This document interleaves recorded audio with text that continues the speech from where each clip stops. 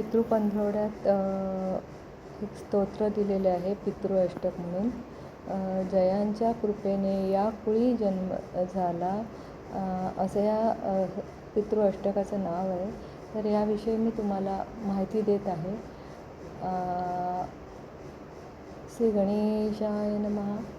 पितृपंधरवड्यानिमित्त 15 दिवस पितृ अष्टक म्हणावे.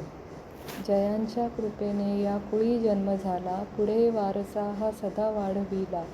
अशा नम्र स्मरतो त्या पितरांना, नमस्कार साष्टांग त्या पूर्वजांना. इथे मान सन्मान सारा मिळाला, पुढे मार्ग तो सदा दाखविला. कृपा हीच सारी केली तयांना, नमस्कार साष्टांग त्या पूर्वजांना. मिळो सद्गती मज पितरांना, विनंती हीच माझी त्रिदेवतांना.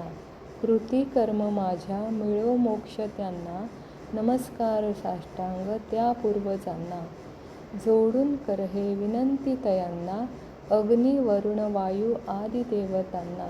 सदा साह्य देवोनी उद्धरी पितरांना, नमस्कार साष्टांग त्या पूर्वजांना. वसुरुद्रादित्य स्वरूप पितरांना, सप्तगोत्रे एकोत्तर शताधी कुलांना. मुक्ती मार्ग द्यावा उद्धरून त्यांना, नमस्कार साष्टांग त्या पूर्वजांना. करुणी सिद्धता भोजनाची तयांना, पक्वान्ने आवडीने बनवून नाना. सदा तृप्ती होवो जोडीकरांना, नमस्कार साष्टांग त्या पूर्वजांना. मनोभावे पूजूनी तिला यवाने, विप्रास देऊन दक्षिणा त्वरेने. आशिष द्याहो आम्हा सकलांना, नमस्कार साष्टांग त्या पूर्वजांना. सदा स्मृती राहो आपुलीच आम्हा, न्यून काही राहता माफी कराना.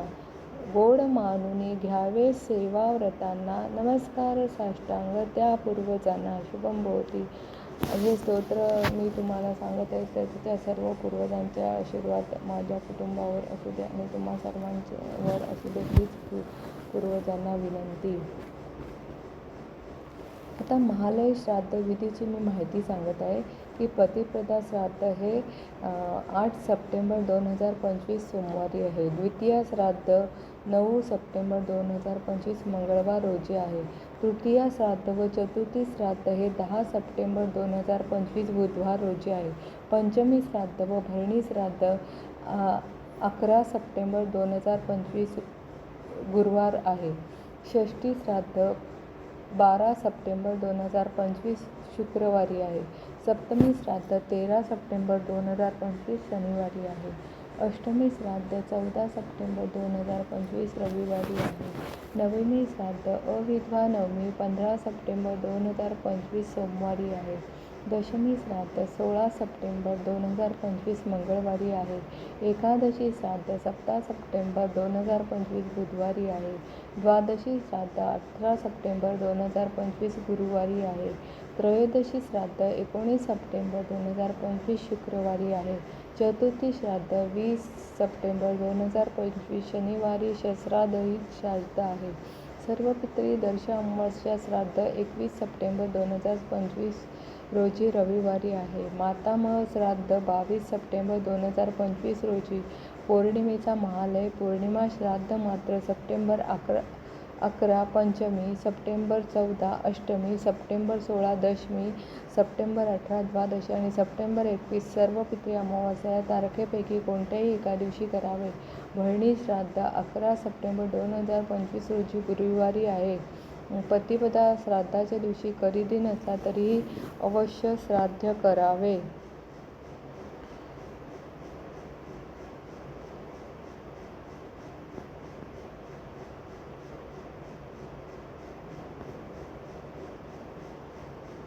पितृपक्ष विशेष.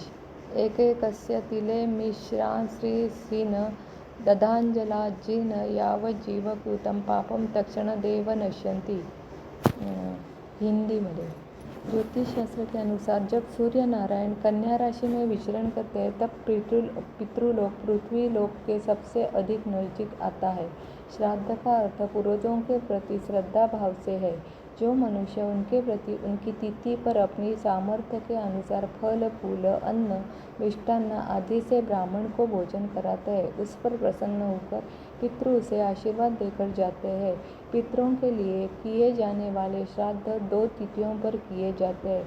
प्रथम मृत्यु या क्षय तिथि पर और द्वितीय पितृपक्ष में जिस मास और तिथि को पितर की मृत्यु हुई है अथवा जिस तिथि को उसका दाह संस्कार हुआ है, वर्ष में उस तिथि को एकोदिष्ट श्राद्ध में केवल एक पितर की संतुष्टि के लिए श्राद्ध किया जाता है।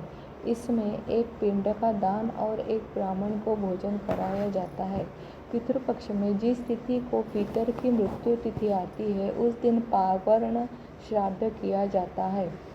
पावर्ण श्राद्ध में 9 ब्राह्मणों को भोजन कराने का विधान है, किंतु शास्त्र किसी एक सात्विक एवं संध्या वदन करने वाले ब्राह्मण को भोजन कराने की भी आज्ञा देते हैं। इस सृष्टि में हर चीज का अथवा प्राणी का जोड़ा है, जैसे रात और दिन, अंधेरा और उजाला, सफ़ेद और काला, अमीर और गरीब अथवा नर और नारी इत्यादि बहुत गिनवाए जा सकते हैं।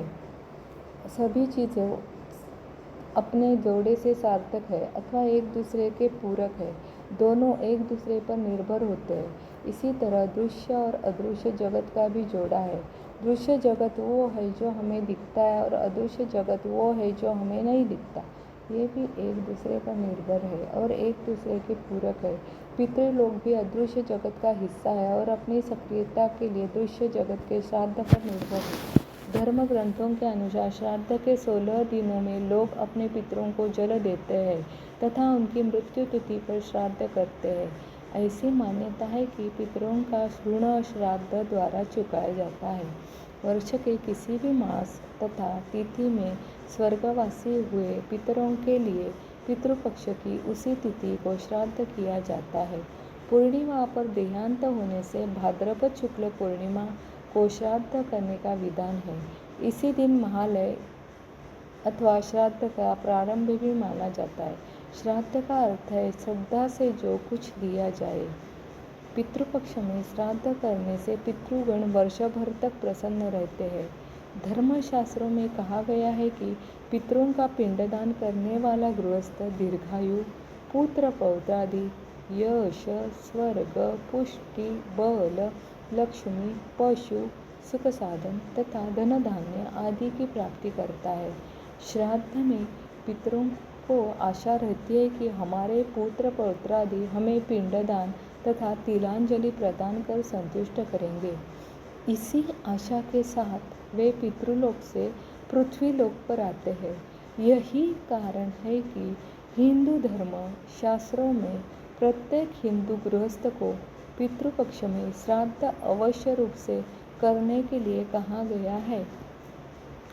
श्राद्ध से जुड़ी कई ऐसी बातें हैं जो बहुत कम लोग जानते हैं, मगर ये बातें श्राद्ध करने से पूर्व जान लेना बहुत ज़रूरी है, क्योंकि कई बार विधिपूर्वक श्राद्ध न करने से पितृ शाप भी दे देते हैं। पितरों की संतुष्टि के उद्देश्य से श्रद्धापूर्वक किए जाने वाले तर्पण, ब्राह्मण भोजन, दान आदि कर्मों का श्राद्ध कहा जाता है। इसे पितृयज्ञ भी कहते हैं। श्राद्ध के द्वारा व्यक्ति पितृऋण से मुक्त होता है और पितरों को संतुष्ट करके स्वयं की मुक्ति के मार्ग पर बढ़ता है। श्राद्ध या पिंडदान दोनों ही एक ही शब्द के 2 पहलू हैं। पिंडदान शब्द का अर्थ है अन्न को पिंडाकार में बनाकर पितर को श्रद्धापूर्वक अर्पण करना, इसी को पिंडदान कहते हैं। दक्षिण भारतीय पिंडदान को श्राद्ध कहते हैं। श्राद्ध के प्रकार। शास्त्रों में श्राद्ध के निम्नलिखित प्रकार बताए गए हैं। नित्य श्राद्ध, वो श्राद्ध जो नित्य प्रतिदिन किए जाते हैं उन्हें नित्य श्राद्ध कहते हैं। इसमें विश्वदेव नहीं होते हैं। नैमित्तिक या एकोदिष्ट श्राद्ध, वह श्राद्ध जो केवल एक व्यक्ति के उद्देश्य से किया जाता है, यह भी विश्वदेव रहित होता है। इसमें आवाहन तथा अग्रोकरण की क्रिया नहीं होती है। एक पिंड, एक अर्घ्य, एक पवित्र होता है। काम्य श्राद्ध, यह श्राद्ध जो किसी कामना की पूर्ति के उद्देश्य से किया जाए काम्य श्राद्ध कहलाता है। वृद्धि नांदी श्राद्ध मांगलिक कार्यों, पुत्र जन्म, विवाह आदि कार्य में जो श्राद्ध किया जाता है उसे वृद्धि श्राद्ध या नांदी श्राद्ध कहते हैं। पावर्ण श्राद्ध पावर्ण श्राद्ध वे हैं जो भाद्रपद कृष्ण पक्ष के पितृपक्ष प्रत्येक मास की अमावस्या आदि पर किए जाते हैं। ये विश्वदेव सहित श्राद्ध है। सपिंडन श्राद्ध वह श्राद्ध जिसमें प्रेत पिंड का पितृपिंडों में सम्मेलन किया जाता है उसे सम्मिलन श्राद्ध कहा जाता है। गोष्ठी श्राद्ध सामूहिक रूप से जो श्राद्ध किया जाता है उसे गोष्ठी श्राद्ध कहते हैं। शुद्धर्थ श्राद्ध वे हैं जो शुद्धि के उद्देश्य से किए जाते हैं। कर्मांग श्राद्ध वे हैं जो षोडश संस्कारों में किए जाते हैं। दैविक श्राद्ध देवताओं की संतुष्टि के उद्देश्य जो श्राद्ध किए जाते हैं उन्हें दैविक श्राद्ध कहते हैं। यात्रार्थ श्राद्ध यात्रा के उद्देश्य जो श्राद्ध किए जाते हैं उसे यात्रार्थ श्राद्ध कहते हैं। पुष्ट्यर्थ श्राद्ध शारीरिक, मानसिक एवं आर्थिक पुष्टता के लिए जो श्राद्ध किए जाते हैं उन्हें पुष्ट्यर्थ श्राद्ध कहते हैं। श्रौत स्मार्त श्राद्ध पिंड पितृयाग को श्रौत श्राद्ध कहते हैं, जबकि एकोदिष्ट, पावर्ण, यात्रार्थ, कर्मांग आदि श्राद्ध स्मार्त श्राद्ध कहलाते हैं। श्राद्ध कब किया जाता है? श्राद्ध की महत्ता को स्पष्ट करने से पूर्व यह जानना भी आवश्यक है कि श्राद्ध कब किया जाता है। इस संबंध में शास्त्रों में श्राद्ध किए जाने की निम्नलिखित अवसर बताए गए हैं। भाद्रपद कृष्ण पक्ष के पितृपक्ष के 16 दिन, वर्ष की 12 अमावस्याएँ तथा अधिक मास की अमावस्या, वर्ष की 12 संक्रांतियाँ, वर्ष में युगादि तिथियाँ, वर्ष में 14 मनवादि तिथियाँ, वर्ष में 12 वैधृति योग, वर्ष में 12 व्यतिपात योग, 5 अष्टक, 5 अन्वष्टका, 5 पूर्वेघु, 3 नक्षत्र रोहिणी, आद्रा, मका, 1 करण विष्टि, 2 तिथियाँ अष्टमी और सप्तमी, ग्रहण सूर्य एवं चंद्र ग्रहण, मृत्यु या क्षय तिथि। किसके निमित्त कौन कर सकता है श्राद्ध? हिंदू धर्म के मरणोपरांत संस्कारों को पूरा करने के लिए पुत्र का प्रमुख स्थान माना गया है। शास्त्रों में लिखा है कि नरक से मुक्ति पुत्र द्वारा ही मिलती है, इसलिए पुत्र को ही श्राद्ध पिंडदान का अधिकारी माना गया है और नरक से रक्षा करने वाले पुत्र की कामना हर मनुष्य करता है। इसलिए यहाँ जानते हैं कि शास्त्रों के अनुसार पुत्र न होने पर कौन कौन श्राद्ध का अधिकारी हो सकता है। पिता का श्राद्ध पुत्र को ही करना चाहिए। पुत्र के न होने पर पत्नी श्राद्ध कर सकती है। पत्नी न होने पर सगा भाई और उसके भी अभाव में सपिंडों का श्राद्ध करना चाहिए। एक से अधिक पुत्र होने पर सबसे बड़ा पुत्र श्राद्ध का अधिकारी बन सकता है।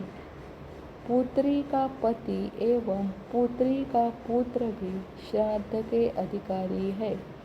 पुत्र के न होने पर पौत्र या प्रपौत्र भी श्राद्ध कर सकते हैं। पुत्र, पौत्र या पपौत्र के न होने पर विधवा स्त्री श्राद्ध कर सकती है। पत्नी का श्राद्ध तभी कर सकता है जब कोई पुत्र न हो।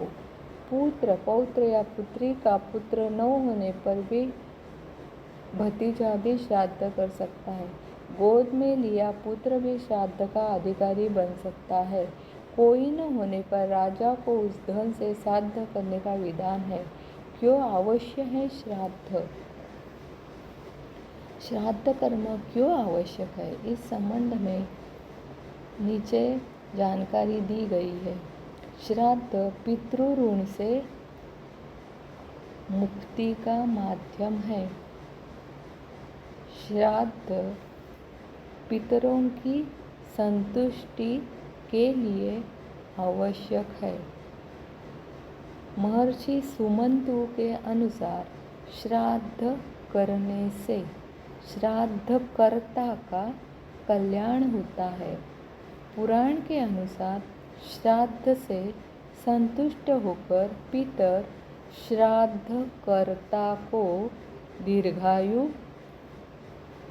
उत्तम संतति, जो संतति बहुत कर्तृत्ववान होती है, धन, विद्या, सभी प्रकार के सुख, जमीन जायदाद, गुड एजुकेशन, गुड शुभाशीर्वाद और मरणोपरांत स्वर्ग एवं मोक्ष प्रदान करते हैं। पितर सभी प्रकार के सुख श्राद्ध करने वाले व्यक्ति को प्रदान करते हैं। अत्रि संहिता के अनुसार श्राद्धकर्ता को परम गति प्राप्त होती है। यदि श्राद्ध नहीं किया जाता है तो पितरों को बड़ा ही दुख होता है, क्योंकि पितर इस समय में खुद के दरवाजे पे आकर खड़े होते हैं और अपने दिव्य चक्षु से सब कुछ देख सकते हैं।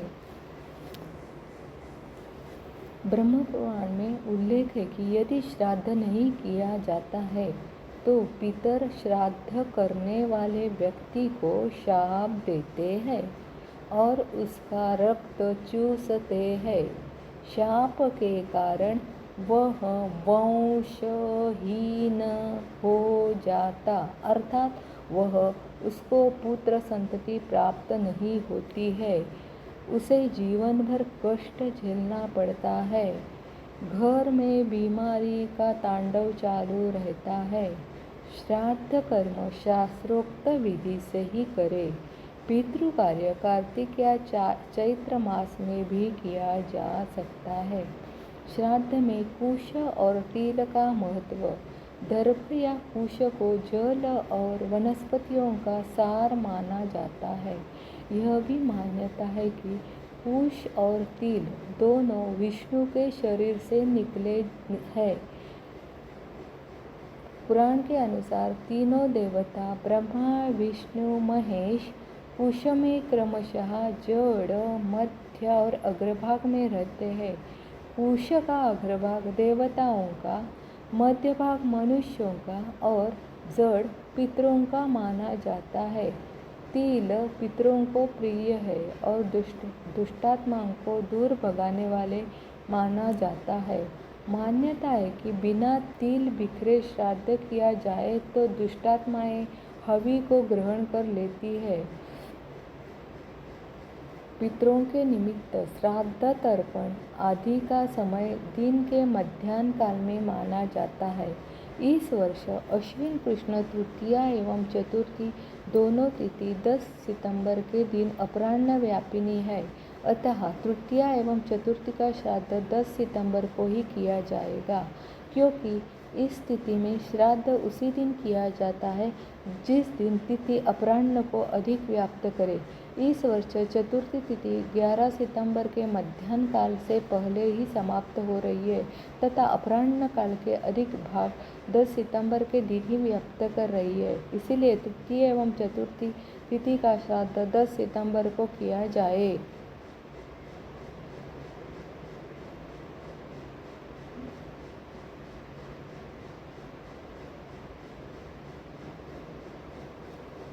श्राद्धासाठी अपराह्न काळ म्हणजे दुपार संपल्यानंतरची वेळ शुभ मानली जाते। यावेळी श्राद्ध केल्याने विधी फलदायी होतात आणि पूर्वज तृप्त होऊन शुभाशीर्वाद देतात। चतुर्थी समाप्ती ही 12:46 वाजता आहे आणि अपराह्न काळ 13:45 पासून सुरू होत आहे। आज तृतीया 15:38 संपत आहे आणि अपराह्न काळाची व्याप्ती 13:45 ते 16:13 पर्यंत आहे. म्हणून आज तृतीया आणि चतुर्थी श्राद्ध करावे.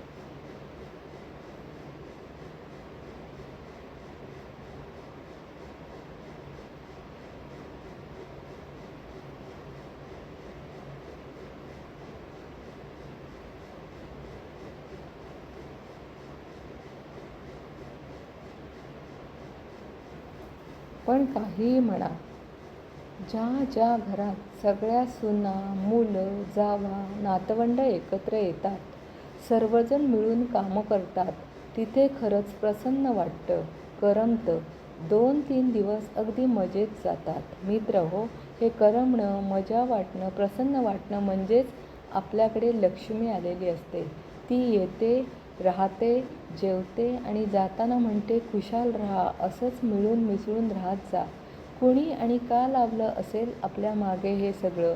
शास्त्रीयदृष्ट्या का असेना, थोडा विचार केला, चिंतन केलं तर आपल्याला कळेल की या सणाच्या निमित्ताने आपलं घर भरून जातं, आपुलकीला उधाण येतं, माणसं एकत्र भेटतात, येतात, बोलतात, पुन्हा आपल्या गावी पोट भरण्यासाठी निघून जातात.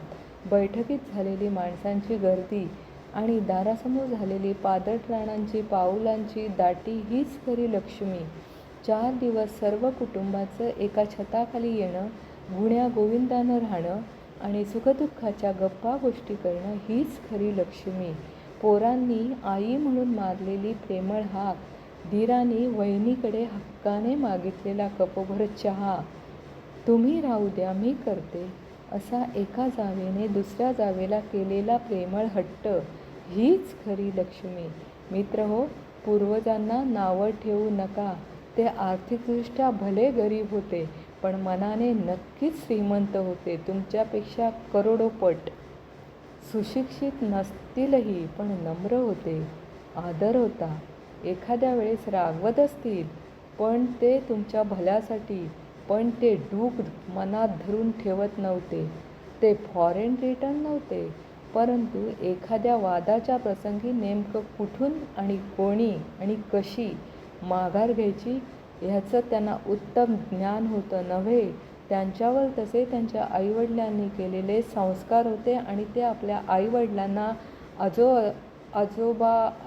आजींना, पणजोबांना, खापर पणजोबांना मान देत होते, त्यांना रिस्पेक्ट देत होते, त्यांना काही पाहिजे ते सर्व बघत होते, त्यांना वृद्धाश्रमात पाठवत नव्हते, आपल्या आईवडिलांची योग्य काळजी घेत होते.